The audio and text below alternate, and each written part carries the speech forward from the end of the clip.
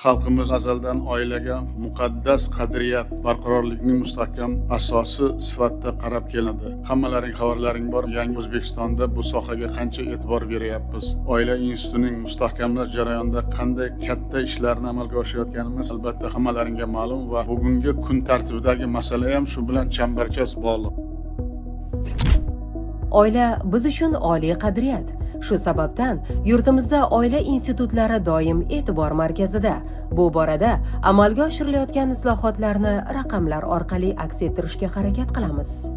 2030 O'zbekiston 2030 strategiyasida oilaviy barqarorlik ustuvor vazifa sifatida belgilandi va oilalar davlat siyosati darajasidagi strategik yo'nalishga aylandi. 739 ming manzilli ijtimoiy yordam tizimi rivojlanmoqda. 2025-yil yakuniga qadar ijtimoiy himoya yagona reyestri doirasida 1,8 million oilaning ijtimoiy holati baholanib, 739 ming oila reyestrga kiritildi. Ularga nafaqa va moddiy yordamlar tayinlandi. 14.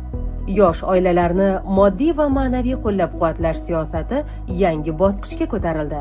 Masalan, prezidentimiz tashabbusiga ko'ra, bundan keyin O'zbekistonda yosh oilalarga ajratiladigan ipoteka stavkasining 14% dan yuqori qismi byudjetdan qoplab beriladigan bo'ldi. 33.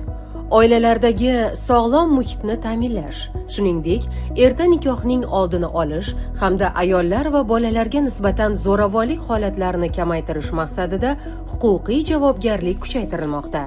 Masalan, joriy yil 3-mart kuni bu borada prezidentning 33-sonli farmoni qabul qilindi. 96 ming yosh oilalar o'rtasida tanlov va tashabbuslarni rivojlantirish yo'lga qo'yildi. Bu orqali sog'lom muhit va ijobiy raqobat shakllanmoqda. Masalan, 2025-yil birgina yosh kitobxon oila tanlovida 96 mingdan ortiq yosh oilalar qatnashish istagini bildirgan. Xulosa qilib aytganda, oila jamiyat barqarorligi va taraqqiyotining eng muhim tayanchiga aylanishi kerak va biz mana shu yo'ldan bormoqdamiz.